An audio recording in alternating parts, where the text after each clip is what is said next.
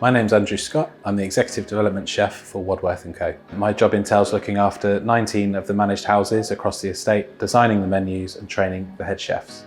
Today I'm going to make king prawn noodle soup using Knorr Professional clear fish paste. The clear fish paste was perfect for this Thai-inspired dish. I basically wanted to infuse all my aromats into it, but I wanted a background flavour of fish, clear in appearance, which is perfect for the dish.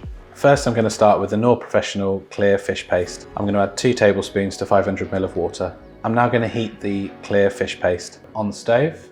I'm now going to add my aromats, which are lemongrass, red chilies, ginger, kaffir lime leaves, and black pepper. Once the stock is infused and you have the correct flavour, strain the aromats. Pour boiling water over the rice noodles. Place the king prawns into a small saucepan and add a few ladles of the broth. Gently poach the prawns until cooked. I'm going to now add 1 tablespoon of fish sauce and 1 tablespoon of lime juice to the broth. I'm now going to add the cooked rice noodles into the broth and warm through.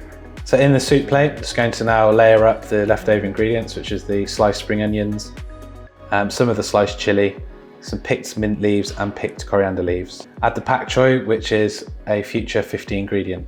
Now place the prawns decoratively around the plate.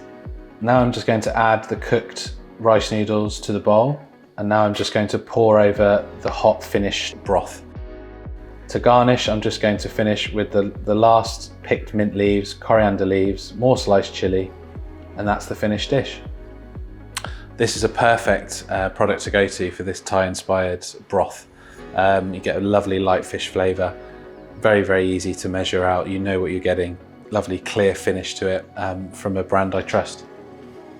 There you have it, the king prawn noodle soup.